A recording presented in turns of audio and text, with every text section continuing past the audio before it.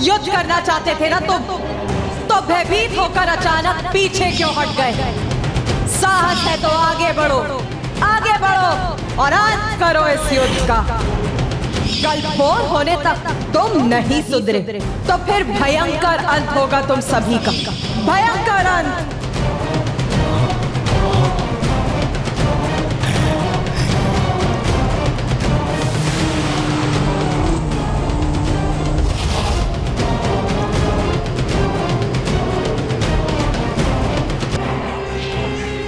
असुर सम्राट, कितना विकराल रूप था उस देवी का। वो आज ऐसी थी तो कल युद्ध भूमि में और कितनी भयंकर होंगी वो। असुर सम्राट, आपने कितने कठिन अनुष्ठान को पूर्ण किया है, किंतु आप में तो उस तेज का लेस मात्र भी नहीं है। उनके उग्र स्वरूप को देखकर तो ऐसा प्रतीत हो रहा था मानो वो क्षण भर में ही संपूर्ण असुर सेना का विनाश कर देंगी।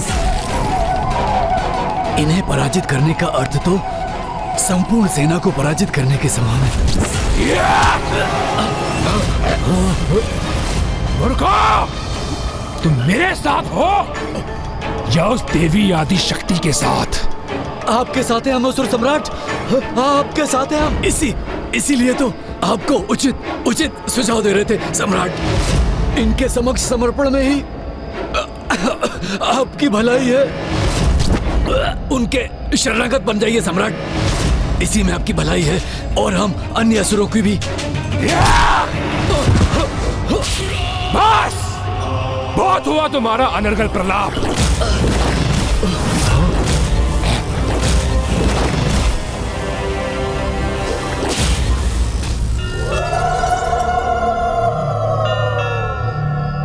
देवी आदि शक्ति, सूर्यास्त के पूर्व एक क्षण उपलब्ध था आपको, तो फिर उस दुष्ट दुर्गमासुर का वध आज ही उचित होता।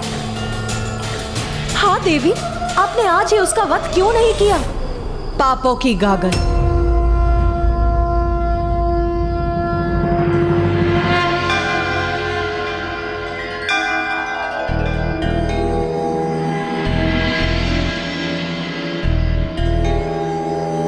प्रत्येक जीव के भीतर पाप की एक बड़ी गागर और पुण्य का एक छोटा कलश दोनों ही होते, किंतु वर्तमान समय में ज्ञात नहीं, संसार में सभी पाप कर्मों के प्रति ही अधिक प्रेरित हैं, जिसके कारण वो अपने पापों की गागर भरते जाते हैं, जिसके अंत में प्राप्त होती है भयंकर मृत्यु। किंतु कुछ ही बूंदों से भरने वाले पुण्य के कलश से सभी जीव अपना ध्यान हटा लेते हैं, जिससे मृत्यु का कष्ट नहीं, मोक्ष की प्राप्ति होती है। क्षमा कीजिएगा असुर सम्राट, मेरी छली बुद्धि भी यही कह रही है कि दूं ही सही, किंतु इस समय क्षमा याचना कर अपनी रक्षा कीजिए। फिर शांति वार्ता के नाम सदियां बीत जाएंगी और निर्णायक युद्ध भी इसी प्रकार टलता रहेगा। हाँ महाराज। नहीं, अब ये युद्ध और नहीं टलेगा। अवश्य मैं देवी आदिशक्ति को पराजित करूंगा, किंतु उसे पराजित करने का उपाय तो कोई ऐसा ही बता सकता है जो उसके निकट हो, उनके शिविर का भाग हो, अर्थात तामसिक माता। समय समय पर तामसिक देवी की पूजा करने के कारण दुष्ट दुर्गमासुर के पुण्य कलश में अभी भी कुछ पुण्य शेष है। तामसिक देवी एक ओर जब वो आपके समक्ष गुहार लगाता है तो वो एक और पुण्य को प्राप्त करता है, और दूसरी ओर आवेदिक पूजा का प्रयोग करने के कारण उसके पापों की गागर भी बढ़ती जाती है।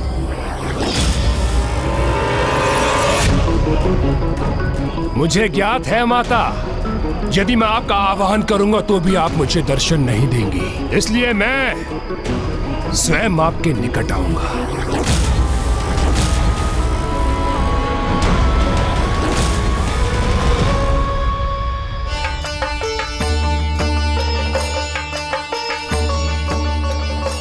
मेरी युद्ध सभा में चिंता एवं दुख का कोई स्थान नहीं। मैं तो यहाँ सभी को प्रसन्न एवं उत्साहित देखना चाहती हूँ। माता, जो भी हुआ उसके उपरांत हम प्रसन्न कैसे रह सकते हैं? आपको दिया वचन पूर्ण नहीं कर सके हम, उसका दंड हमें अवश्य प्राप्त होना चाहिए माँ। नहीं माता, जो कुछ भी हुआ उसमें हमारा दोष है। हम आपके वास्तविक अपराधी हैं। यहाँ ना ही किसी का दोष था और ना ही किसी ने कोई अपराध किया है। सभी ने पूर्ण निष्ठा से मेरी सेवा की है। आप गोपिकाएं तो मुझे दुग्ध उपलब्ध कराने में तत्पर थी। मैं प्रभु का जितने समय तक भी दुग्ध अभिषेक कर सकी वो आप ही के श्रम का परिणाम है। इसीलिए मैं आप सभी को आशीर्वाद देती हूँ कि जिन गौओं से मुझे दुग्ध प्राप्त हुआ है, जब उनसे स्नेह करने वाले गोपाल के रूप में श्री कृष्ण पृथ्वी पर अवतरित होंगे, तो आप सभी को भी वहां जन्म लेकर उनका दर्शन कर उनकी लीलाओं का प्रत्यक्षदर्शी बनने का सौभाग्य प्राप्त होगा।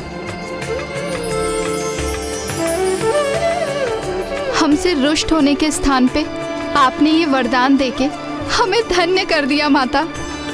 आप मेरे इस वरदान के सर्वथा योग्य हैं।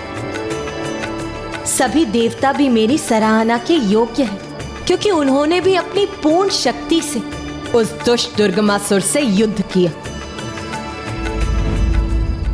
और मुझे ज्ञात है उस दुष्ट दुर्गमासुर को प्राप्त वरदान के कारण उसका वध तो मैं ही कर सकती हूँ। आप मुझे ये वरदान दीजिए कि मेरी मृत्यु एक स्त्री के हाथों से ही हो, किंतु वो ऐसी स्त्री हो जिसने वर्षों तक अपनी पलकें न झपकाई हो। जैसी तुम्हारी इच्छा वत्स, तथास्तु। संसार में समस्त जीवों को उनके कर्मों के अनुसार फल अवश्य प्राप्त होता है, और वही उस दुष्ट दुर्गमासुर के साथ भी होगा। बस उसके पापों की गागर भरने की देर। माता, दर्शन दे ही माता।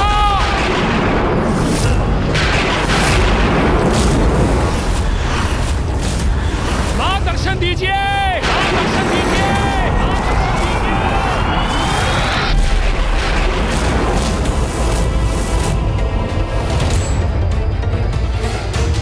ये दुष्ट असुर यहाँ क्यों आ गया है? उसने यहाँ आने का दुस्साहस कैसे किया? तामसिक माता एवं अन्य सभी माताओं से मेरी विनती है कि आप सभी शिविर में जाकर विश्राम कीजिए। इस दुष्ट को क्या चाहिए वो मुझे ज्ञात है। मैं अभी वहां जाकर इसका उपाय करता हूँ।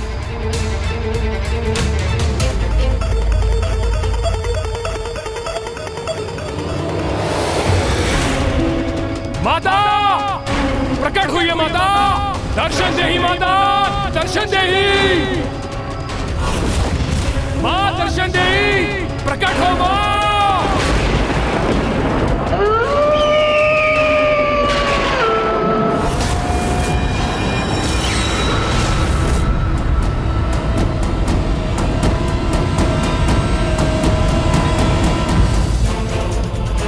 संसार में समस्त जीवों को उनके कर्मों के अनुसार फल अवश्य प्राप्त होता है, और वही उस दुष्ट दुर्गमासुर के साथ भी होगा। इसके पापों की गागर अब भरने वाली है, किंतु यदि ये तामसिक माता के समक्ष पहुंच गया तो पुनः कुछ पुण्य भी प्राप्त कर लेगा ये।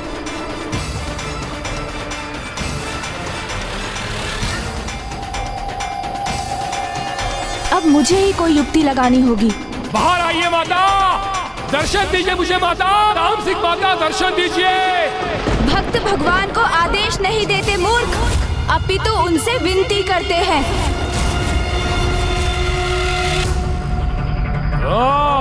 तो तुम हो गजमुख, मुझे सीख देने का प्रयास मत करो। मैं जैसे भी उनका आवाहन करता हूँ उन्हें प्रकट होना ही होता है। किसी को विवश कर उनके दर्शन तो अवश्य प्राप्त किए जा सकते हैं, किंतु उनका आशीष नहीं। तो आशीष किसे चाहिए? मैं तो सहायता प्राप्त करने आया हूँ। वर्षों तक पूजा करता आया हूँ मैं उनकी, इसलिए उन्हें आना ही होगा मेरी सहायता के लिए। क्यों? सहायता की आवश्यकता क्यों पड़ी? सर्वशक्तिशाली दुर्गमासुर को? ओह, कहीं माँ आदि शक्ति को युद्ध भूमि में देखकर उनसे भयभीत तो नहीं हो गए दुर्गमासुर? माता तो वो तुम्हारी है, मेरी नहीं।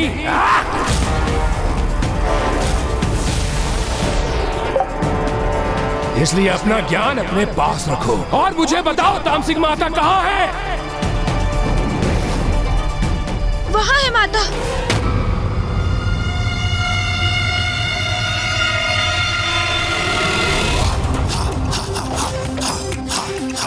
माता तुम्हारे समस्त प्रश्नों के उत्तर के साथ वही दर्शन देंगी तुम्हें।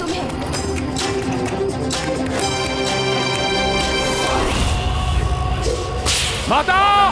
माता!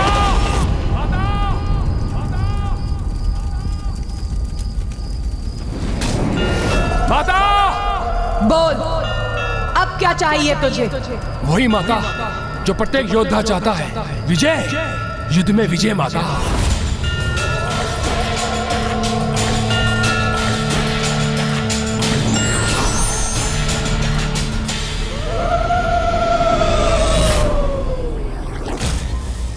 ये क्या?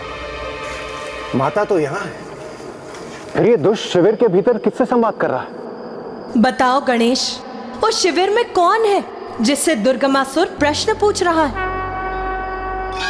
जिन तामसिक माता को उसने स्वयं उत्पन्न किया है माता, मैंने उस पर अपनी गणेश माया का प्रयोग किया है, जिससे कि वो अपने प्रश्नों के उत्तर अपनी आसुरी बुद्धि से ही प्राप्त करे, जो उसे भटकाकर अनुचित दिशा में ही ले जाकर उसके पापों की गागर को पूर्ण रूप से भरेगी और उसे उसके सर्वनाश की ओर ले जाएगी। दुर्गमासुर के स्वयं के मन से उत्पन्न वो तामसिक माता उसके मिथ्या अहंकार का एक प्रतिरूप मात्र ही होगा, जो वो उस दुष्ट को उसके दुराचारी स्वभाव के अनुकूल ही वही निर्देशित करेंगी, जो वो मंदात पापी का अहंकार मन सुनने के इच्छुक होगा। सर्वथा उचित है ये पुत्र, फिर मुझे और कष्ट नहीं देगा वो दुष्ट। विश्वास कीजिए माता, मैं आज के बाद कोई भी कष्ट नहीं पहुंचाऊंगा आपको। बस मुझे मेरे प्रश्न का उचित उत्तर दे दीजिए माता।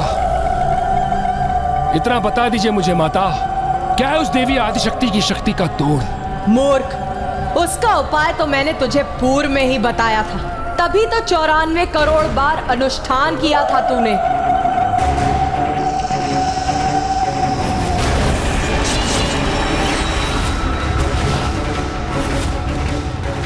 तो मुझे भी ज्ञात है माता, किंतु अब इस अंतिम युद्ध से पूर्व कोई सुझाव तो दीजिए मुझे माता। आपकी निरंतर पूजा की है मैंने, अनुष्ठान किया है आपका माता मैंने, इसलिए आपको मुझे कोई सुझाव तो देना ही होगा माता। शत्रु को पराजित करने के लिए सर्वप्रथम उसका मनोबल भंग किया जाता है। मूर्ख, इतना भी ज्ञात नहीं है तुझे? और फिर तेरी शत्रुता तो एक नारी से है, जिसका मनोबल ही उसकी शक्ति है। किंतु माता, देवी आदिशक्ति के मनोबल को कैसे भंग करूंगा मैं? निंदा से। नारी मन को सबसे गहरा आघात तो उसकी निंदा से ही पहुंचता। अर्थात बस इतना ही, देवी आदिशक्ति की निंदा भर करनी है मुझे? हाँ, तेरी विजय का यही साधन। युद्ध के पूर्व ही देवी आदिशक्ति का मनोबल तोड़ दे। निंदा कर उनकी। बस मेरे लिए तो इतना ही संकेत पर्याप्त है माता। और वैसे भी आपका ये भक्त दुर्गमासुर औरों की तरह पराजित होने वालों में से नहीं है। धन्यवाद माता, आपका कोटि कोटि धन्यवाद।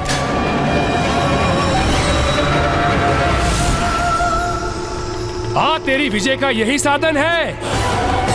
युद्ध के पूर्व ही देवी आदिशक्ति के मनोबल को तोड़ दो। निंदा कर उसकी, निंदा। माता, मैं क्षमा चाहता हूँ, किंतु ऐसा करना अनिवार्य था। नहीं पुत्र, तुम्हें क्षमा याचना करने की कोई आवश्यकता नहीं, क्योंकि जो धर्म का पालन नहीं करते, किसी की विवशता को अपना अस्त्र बनाते हैं, उन्हें इस प्रकार पाठ सिखाना कदाचित अनुचित नहीं। पुत्र गणेश, तुम चतुर ही नहीं, तुम अच्छाई के लिए विघ्न हरता हो,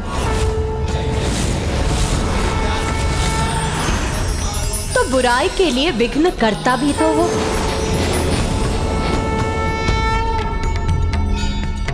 जो तुमने किया सर्वथा उचित है। अब कल उसके पापों की गागर भरकर अवश्य छलकेगी। धन्यवाद माँ।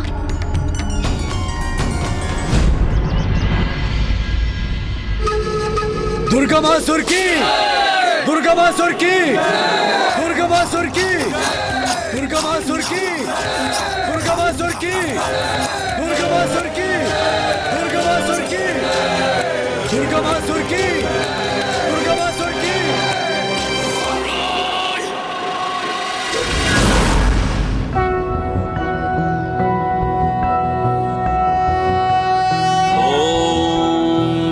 ओम जय महागणाधिपते नमः। ओम जय महागणाधिपते नमः। ओम जय महागणाधिपते नमः।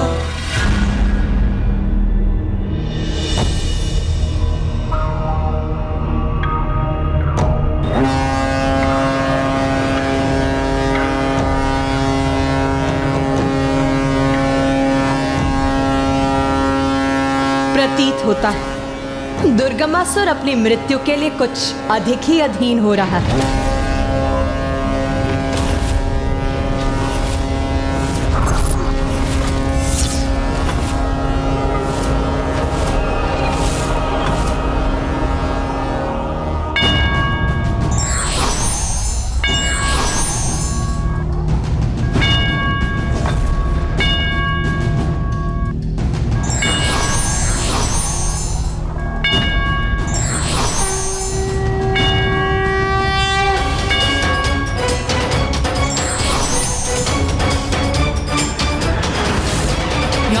सर्वभूतेषु मारूपेण संस्थिता। नमस्तस्यै नमस्तस्यै नमस्तस्यै नमो नमः। या देवी सर्वभूतेषु शक्तिरूपेण संस्थिता। नमस्तस्यै नमस्तस्यै नमस्तस्यै नमो नमः।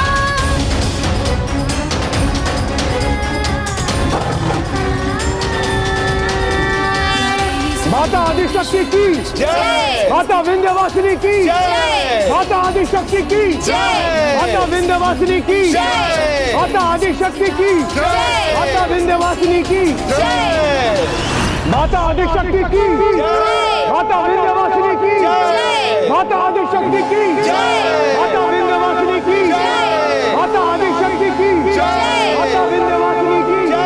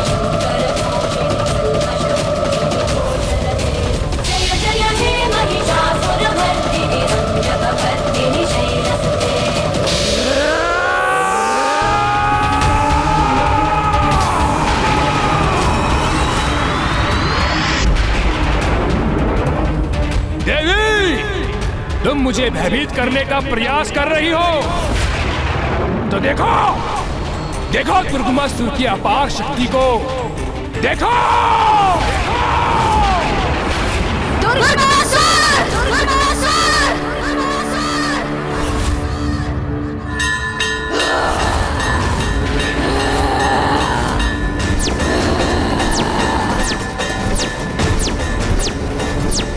अपनी अनेक भुजाओं को प्रकट कर व्यर्थ है तुम्हारा शक्ति प्रदर्शन, क्योंकि तुम्हारा दुर्भाग्य अब तुम्हारे समक्ष है। तुम्हारी भुजाओं की संख्या तुम्हारी शेष श्वासों से भी कहीं अधिक है। अब तुम्हारा अंत अत्यंत निकट है दुर्गमासुर।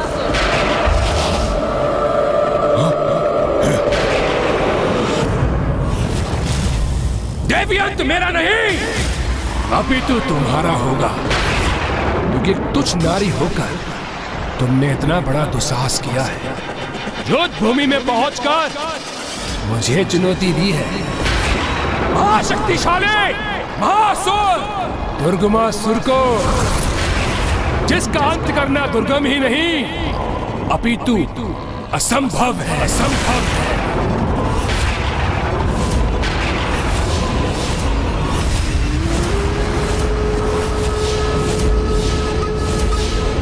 इस दुष्ट का इतना दुस्साहस!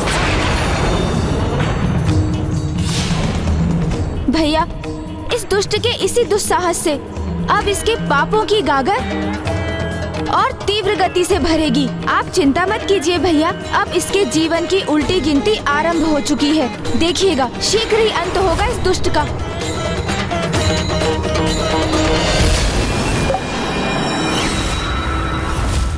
कहाँ है वो देवता? इतने पुरुषहीन हो गए वो? क्या उन देवताओं में एक भी पुरुष शेष नहीं जो एक तुच्छ नारी को युद्ध के लिए आगे कर दिया? मूर्ख, तुम्हारे समान पुरुष होने का ढोंग और दम नहीं करते देवता पुरुष। अपितु इसके विपरीत उन्हें इस बात का आभास होता है कि नारी ही अपने भिन्न रूपों में उनके जीवन में सामर्थ्य, शौर्य और पौरुष का आधार होती है, क्योंकि सर्वप्रथम एक नारी ही एक माँ के रूप में उन्हें जन्म देती है, उनका पोषण करती है और उन्हें सामर्थ्य बनाती है, और फिर एक बहन के रूप में एक अन्य नारी अपने भ्राता के हाथों में रक्षा सूत्र बांधकर उसे उसके उत्तरदायित्व का आभास कराती है। और फिर एक पत्नी रूप में भी तो एक नारी ही होती है जो स्वयं पूजा पाठ और व्रत कर अपने पति की रक्षा सुनिश्चित करती है।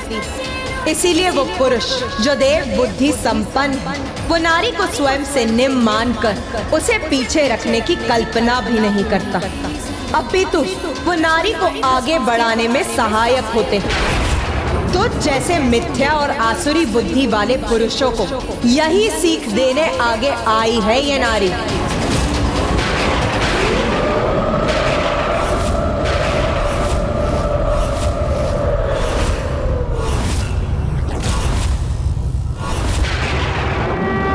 ये तो बड़ी भूल की तुमने देवी। नारियों के समान अपनी जीवा और पांव दोनों को नियंत्रण में रखना चाहिए था, किंतु तुम्हारी ये भूल अब तुम पर बहुत भारी पड़ेगी। तो क्या मेरे अजय सेनापति तुम्हें सिखाएंगे एक नारी का अधिकार आगे बढ़ने का नहीं अपितु पीछे रहने का ही होता है। उसका स्थान सीमित क्षेत्र होता है जिसके बाहर आने पर बड़ा भीषण परिणाम होता है। देवी,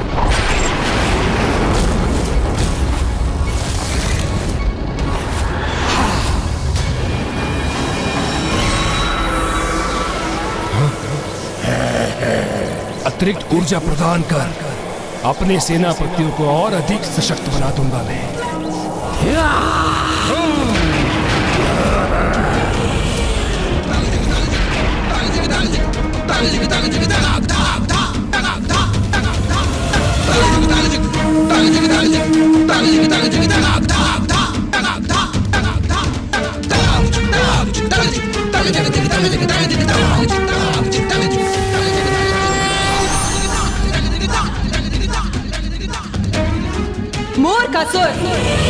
ब्रह्मांड में व्याप्त समस्त शक्ति की स्रोत हूँ मैं। एक नारी हूँ मैं, और एक नारी शक्ति को सीमित समझने वाले मेरी शक्ति के समक्ष तुम्हारी शक्ति वास्तव में तुच्छ ही है। और फिर भी उसका अपार दम्भ है तुम्हें, जो तुम्हारे नष्ट होने के साथ ही शीघ्र ही खंडित हो जाएगा। और जो मेरी शक्ति से सुरक्षित है, तुम उसका स्पर्श भी नहीं कर पाओगे।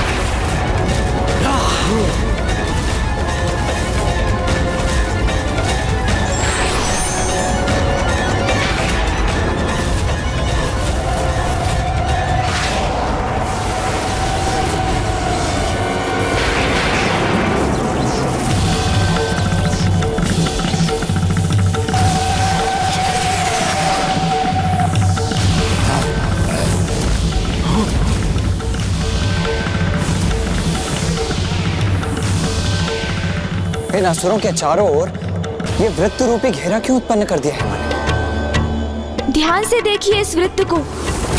ये असुरों के चारों ओर खिंचा हुआ एक घेरा अवश्य प्रतीत हो रहा है, किंतु इसमें माँ ने हमें घेर कर हमारे लिए एक सुरक्षा कवच का निर्माण किया है।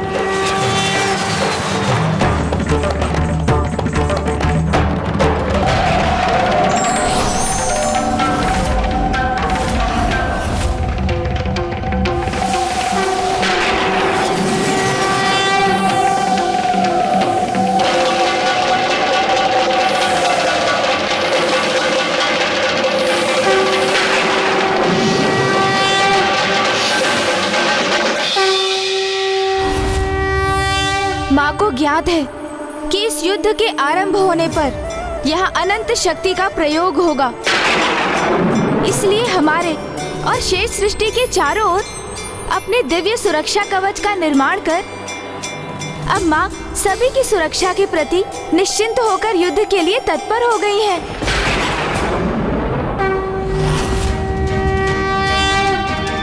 क्या कर रही है दीदी? कोई नई योजना घड़ रही है क्या? हमारे लिए कोई चाल उत्पन्न किया है इसने, अथवा ये एकमात्र हमें भ्रमित करने का प्रयास कर रही है। कुछ नारी, युद्ध करने आई हो तो युद्ध करो। मैं तुम्हारी किसी मायावी क्रीड़ा से प्रभावित होने वाला नहीं।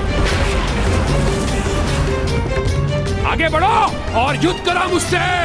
तुच्छ मानते हो ना तुम नारी को और नारी की शक्ति को, तो आज मैं ये भी घोषणा करती हूँ कि इस युद्ध भूमि में मात्र और मात्र ये नारी ही आगे बढ़ेगी। मेरी देश सेना का कोई भी सदस्य युद्ध करने के लिए आगे नहीं बढ़ेगा और ना ही अस्त्र उठाएगा।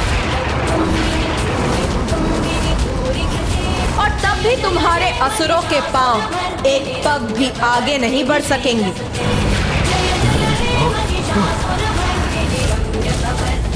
और आज इस युद्ध भूमि में उन्हें पीछे हटकर अपनी मृत्यु की ओर ही बढ़ना होगा।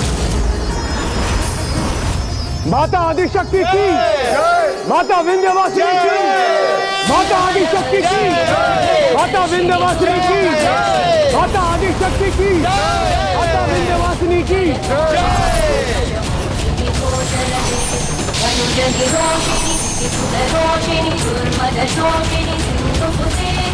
जय हे महिषासुरमर्दिनी रम्यकपर्दिनी शैलसुते।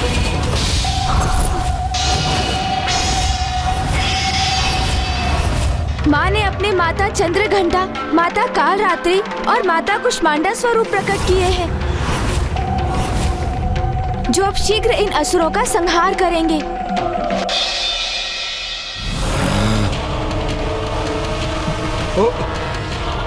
ये तीनों देवियां तो अत्यंत भयंकर प्रतीत हो रही हैं। हाँ, और ये तो जैसे हमारा भक्षण करने के लिए तत्पर हैं।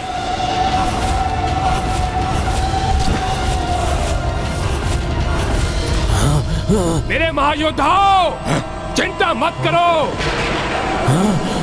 कितने भी भयंकर क्यों न प्रतीत हो ये, किंतु है तो तुच्छ नारी ही। परस्पर कला में भले ही पारंगत हो ये, किंतु तुमसे युद्ध करने का सामर्थ्य नहीं है इनमें।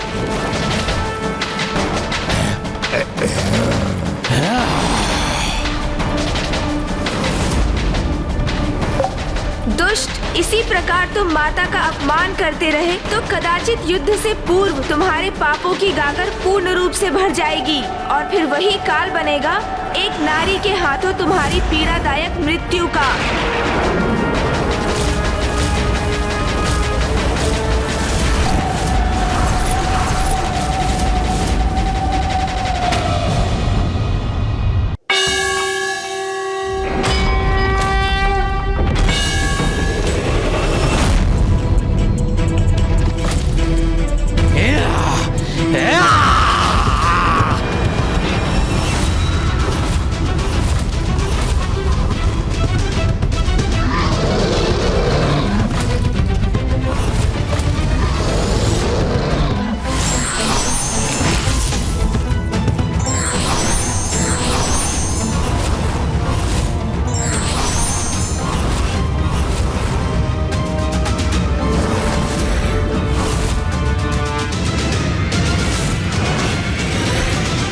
उचित कहा था माता ने।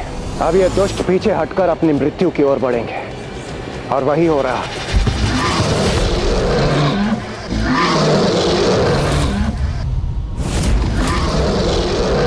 कीचड़ के समान भीरू मत बनो, आगे बढ़ो। देखो, है तो ये तुच्छ नारी ही, तुम्हें तनिक भी शक्ति नहीं पहुंचा पाएंगी मेरे महायोद्धाओं।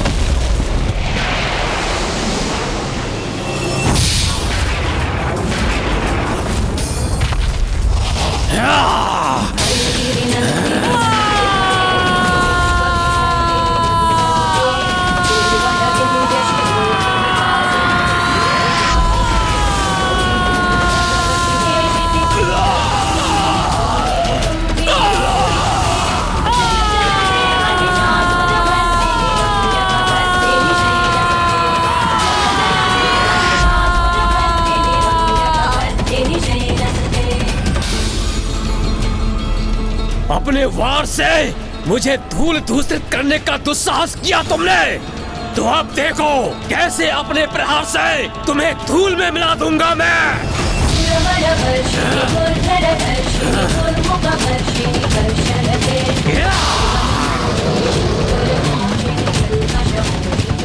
वो तो तुम तब करोगे ना दुष्ट, जब मैं तुम्हें प्रहार करने का अवसर दूंगी।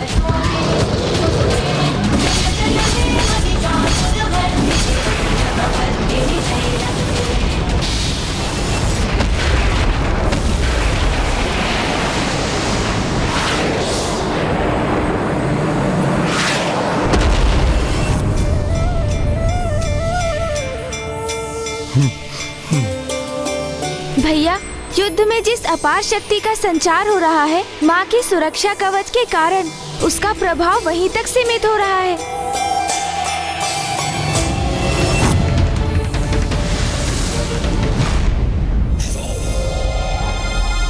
धिक्कार है इस असुर महायोद्धाओं को, एक तुच्छ नारी को रोकने में असमर्थ हो रहे हैं ये।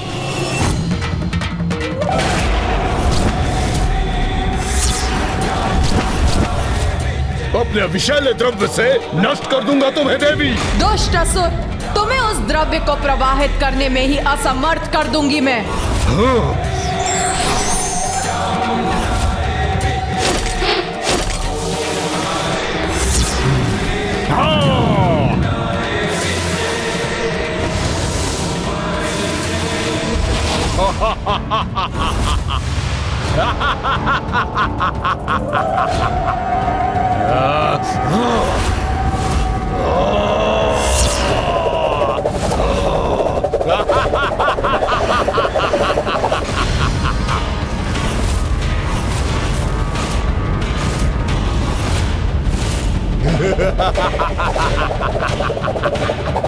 इतनी तीव्र गति से अपने दोनों मुख गतिमान करूंगा मैं कि तुम लक्ष्य साध नहीं सकोगी। किंतु मैं अपने घातक द्रव्य से तुम्हें भस्म करूंगा।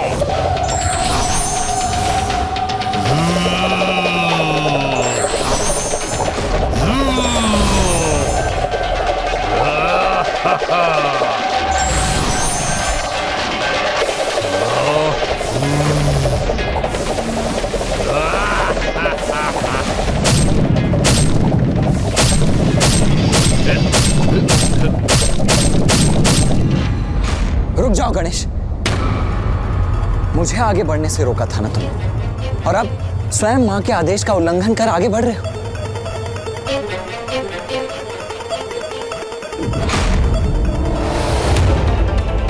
नहीं भैया, माँ का आदेश तो मैं कदापि नहीं भूला, किंतु हम इन दुष्टों के वध के उपाय माँ को बताना अवश्य भूल गए हैं।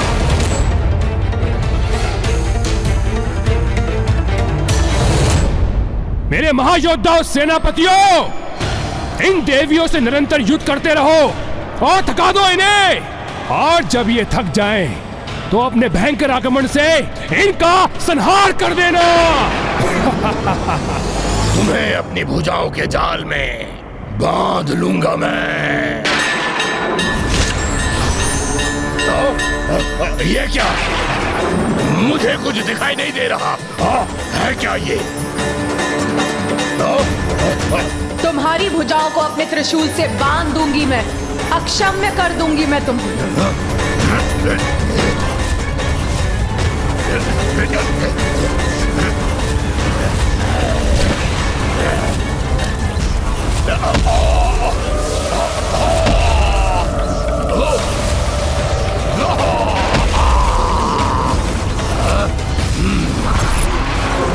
तुमने मुझे बांधा तो अवश्य है देवी, किंतु अभी भी मेरी ये भुजा शेष है।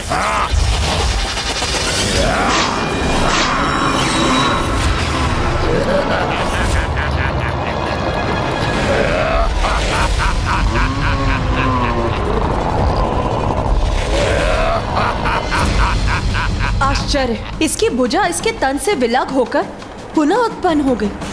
स्तब्ध रह गई ना तुम देवी? कुछ नहीं कर सकोगी मेरा, कुछ नहीं, कोई भी क्षति नहीं पहुंचा सकोगी मुझे। मुझे शीघ्र जाकर माँ को इनके वध का रहस्य बताना ही होगा, अन्यथा ये असुर ऐसे ही समय व्यर्थ करते रहेंगे और सूर्यास्त का समय हो जाएगा। किंतु प्रथम पूज्य गणेश जी, माता ने हम में से किसी को भी युद्ध भूमि में जाने और अस्त्र शस्त्र धारण करने से मना किया, तो फिर आप वहां कैसे जाएंगे? देवराज इंद्र का कथन तो सर्वथा उचित है। मुझे ही कोई युक्ति सोचनी होगी जिससे माँ के आदेश का उल्लंघन भी ना हो और उन तक पहुँच भी सकूं। देखो देवी, देखो, मैंने अपनी भुजाओं को स्वयं से विलग कर तुम्हारे बंधन से मुक्त करवा लिया है स्वयं को। आकाश की ओर बढ़ूंगा तो ये कैसे वार करेगी मुझ पर?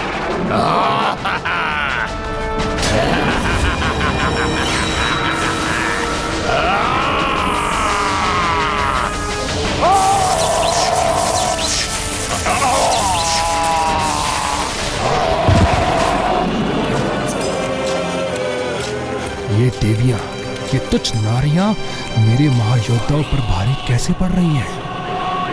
नारी की शक्ति का उचित परिचय प्राप्त हो रहा है इन दुष्टों को, ज्ञात हो रहा है इन्हें। नारी का अपमान समाज और व्यक्ति दोनों के विनाश का कारक बनता है।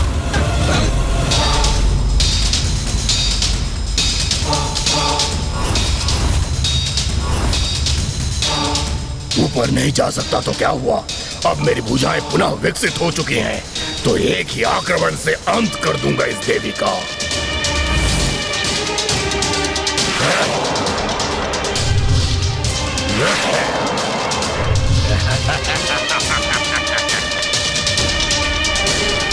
इस प्रकार तो आज ये युद्ध समाप्त ही नहीं होगा। मुझे कोई तो मार्ग निकालना ही होगा। मेरी देश सेना का कोई भी सदस्य युद्ध करने के लिए आगे नहीं बढ़ेगा और ना ही अस्त्र उठाएगा। ये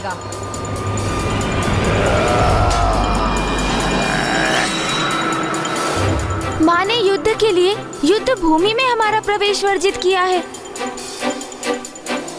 किंतु उन्हें सूचना देने, बिना अस्त्र शस्त्र धारण किए वहाँ प्रवेश करने पर तो कोई रोक नहीं है। गणेश!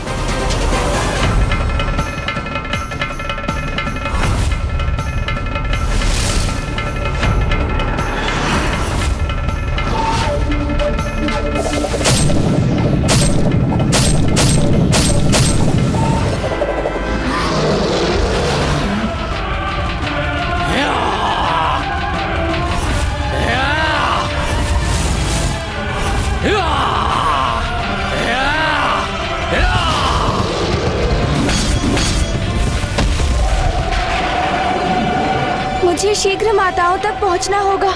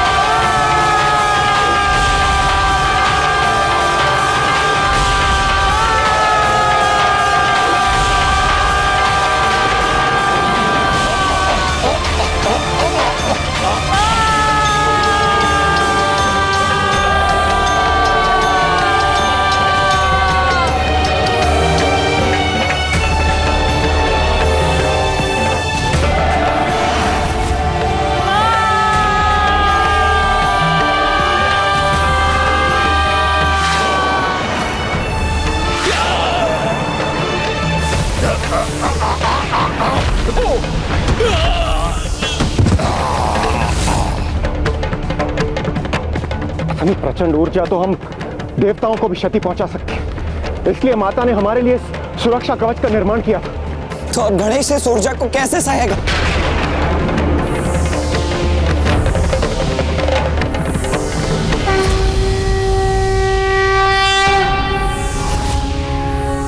माँ का आंचल ही मेरी रक्षा करेगा।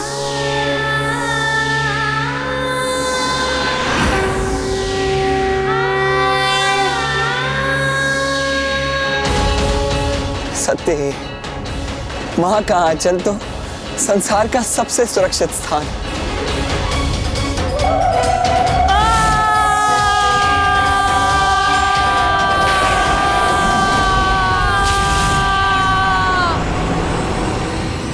उत्तम, अति उत्तम। बहुत आनंद आ रहा है मुझे इस क्रीड़ा में। तुम कितने भी प्रयास कर लो देवी, किंतु मेरे असुर सेनापतियों का वध नहीं कर सकोगी। देख लो।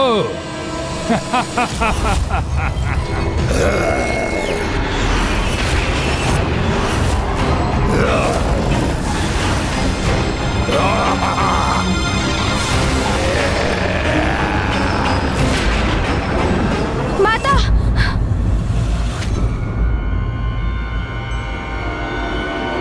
माता, इस अष्टभुज असुर विश्चल बुद्धि के 3 हृदय हैं और इसे वरदान प्राप्त है कि जब इसके तीनों हृदय एक साथ नष्ट होंगे तब इसका भी अंत हो जाएगा। माता,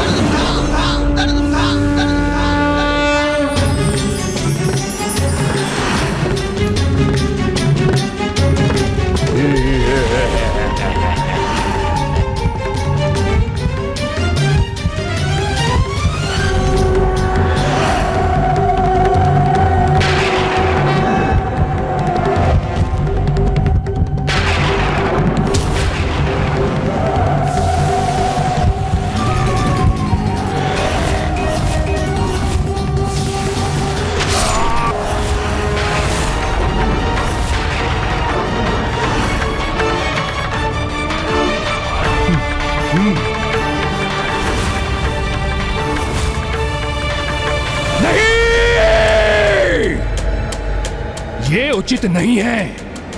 कैसे ज्ञात हुआ उस देवी को विशाल बुद्धि का भेद?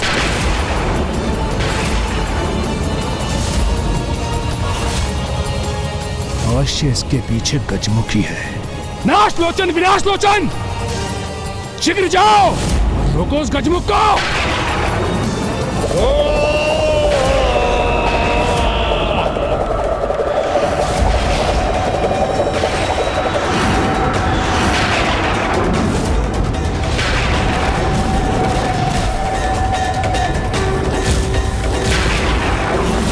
तुम्हें आगे नहीं बढ़ने देंगे हम गजमुख। अपने प्रहारों से यही रोक देंगे तुम्हें।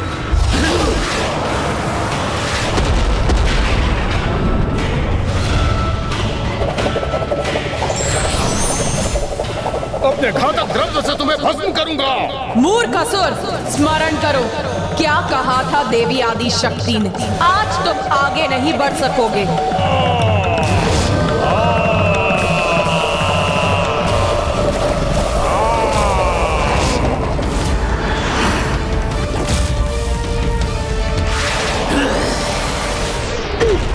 क्या करूं मैं? क्योंकि मैंने तीव्र श्वास भी ली तो ये दूर जाकर गिरेंगे। क्रोध भरी दृष्टि इन पर डाली तो उसमें भस्म हो जाएंगे। यदि तीव्र वेग से यहाँ से प्रस्थान किया तो उसके प्रभाव से ही मिट जाएंगे ये। किंतु ऐसा होते ही मैं भी इस युद्ध का सक्रिय भाग बनकर माँ के आदेश का उल्लंघन कर बैठूंगा, जो मैं कदापि नहीं कर सकता। इसलिए मुझे इन दोनों को थकाकर ही रोकना होगा।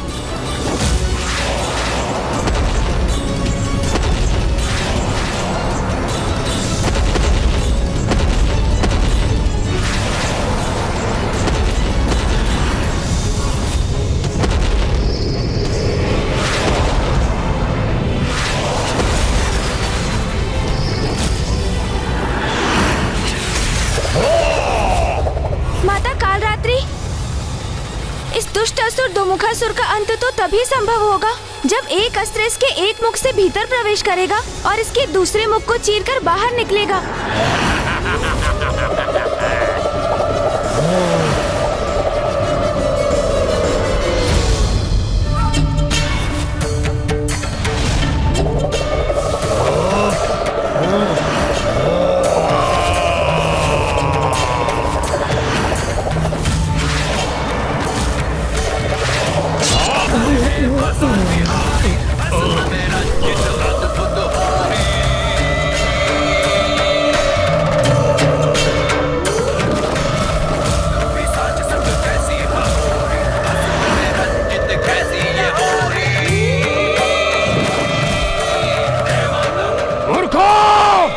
मेरे आदेश का पालन करो। रोको उस गजमुख को। बस माता चंद्र घंटा तक सूचना पहुंचानी है मुझे और फिर मेरा कार्य संपन्न हो जाएगा। किंतु उसके लिए इन दोनों का ध्यान बटाने का कोई उपाय करना होगा मुझे।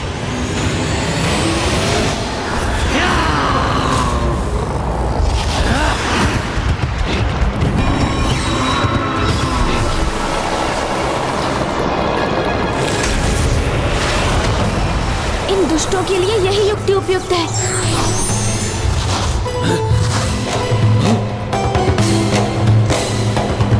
कहाँ अदृश्य हो गया वो गजमुख? शीघ्र उसे ढूंढकर हमें रोकना होगा, अन्यथा असुर सम्राट हम दोनों को नष्ट कर देंगे।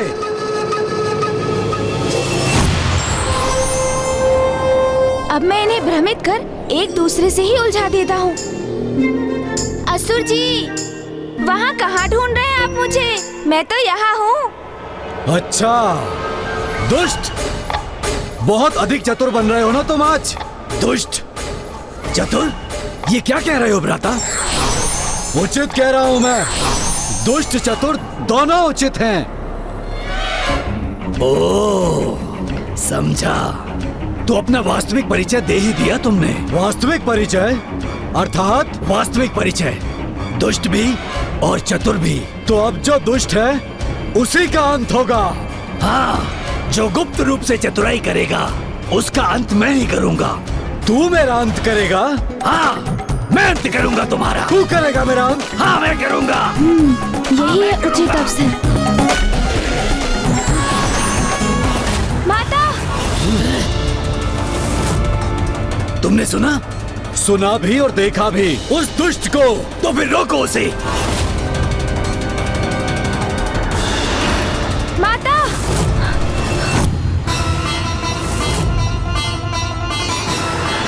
दुष्ट असुर, तुम्हारा अंत खींच लाया है तुम्हें यहाँ। माता!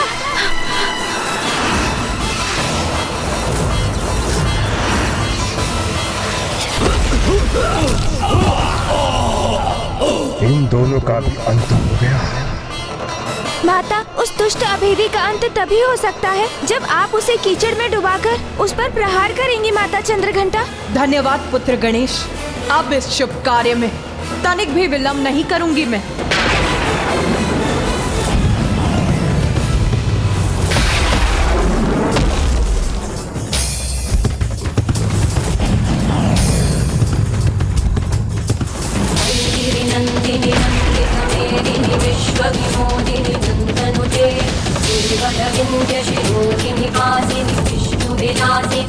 मुझे कुछ करना होगा।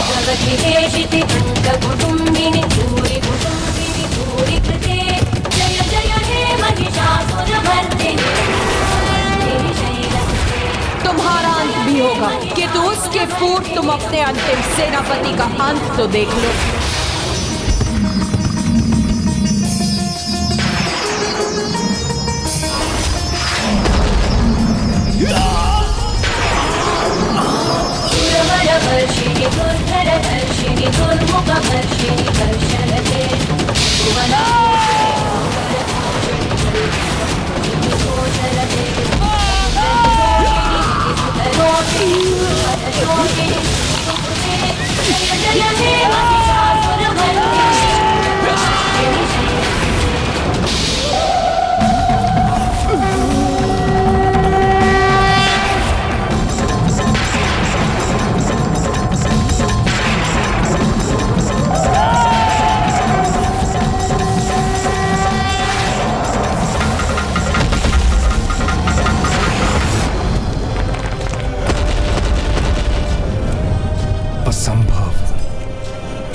मेरे महायोद्धाओं का अंत हो गया। इन तुच्छ देवियों, इन नारियों के द्वारा।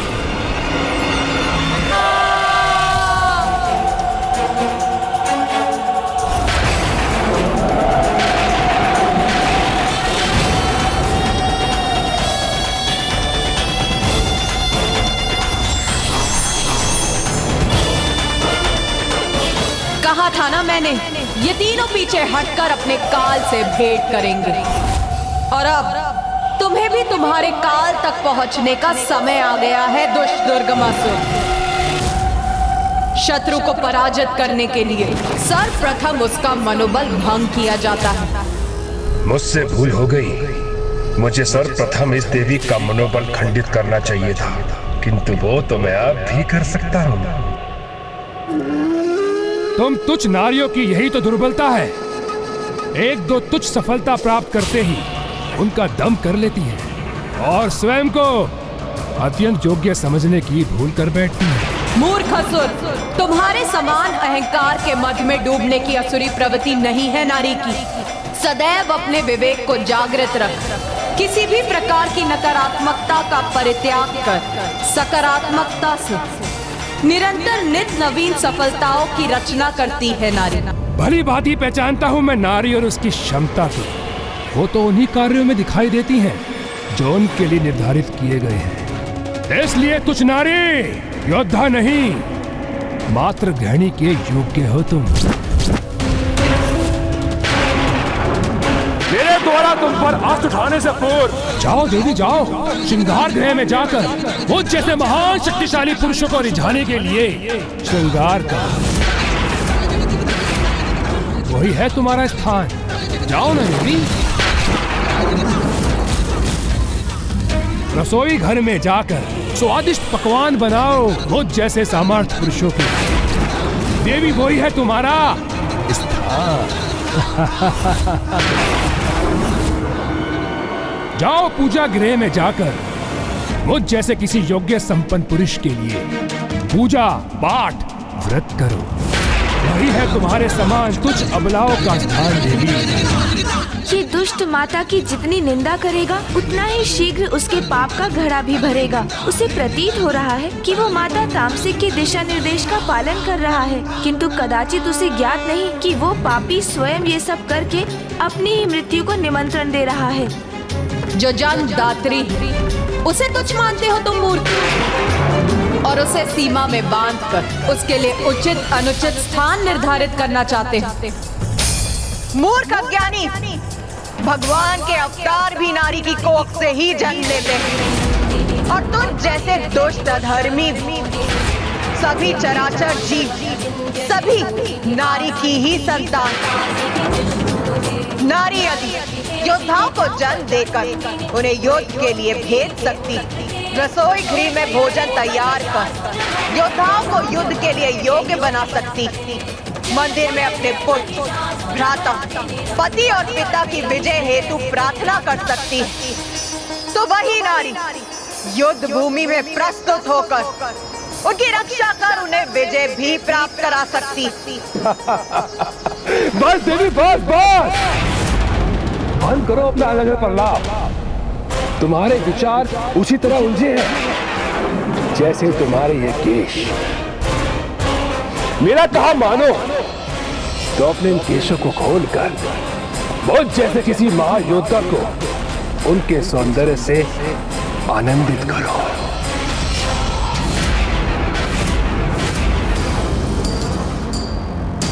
आनंद की प्राप्ति तो ज्ञान से ही संभव है मूर्ख।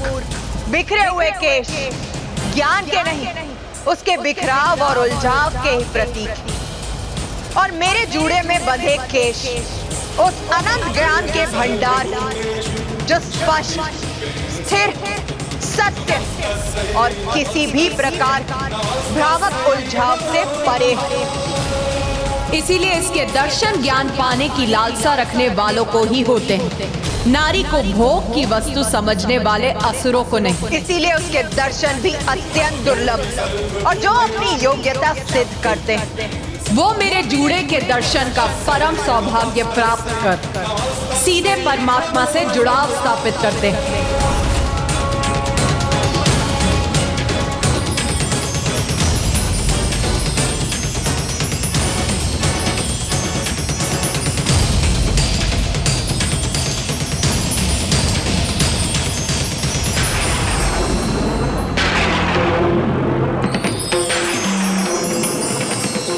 तुम्हारे निरर्थक शब्दों का मुझ पर कोई प्रभाव नहीं हो रहा है देवी, क्योंकि मुझे तो तुम्हारे लाल होठ ही दिखाई दे रहे हैं। मानो तुम्हारे मुख में तांबुल हो।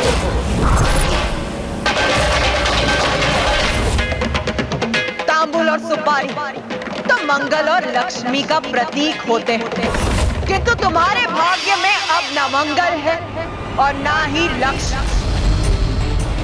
उचित कहा था माता तामसिक ने, मनोबल खंडित होगा तो इस देवी का क्रोध जागृत होगा, जिससे ये उत्तेजित होकर कोई ना कोई भूल अवश्य करेगी। इसलिए मुझे अभी नहीं रुकना चाहिए, इसके लिए और अपमानजनक शब्दों का प्रयोग करना चाहिए।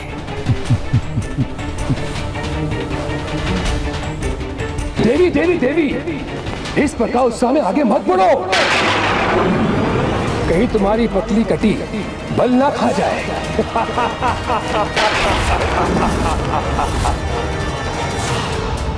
नारी की पतली कटी उसके उत्तम प्रजनन शक्ति की प्रतीक, और मैं तो समस्त संसार की जननी।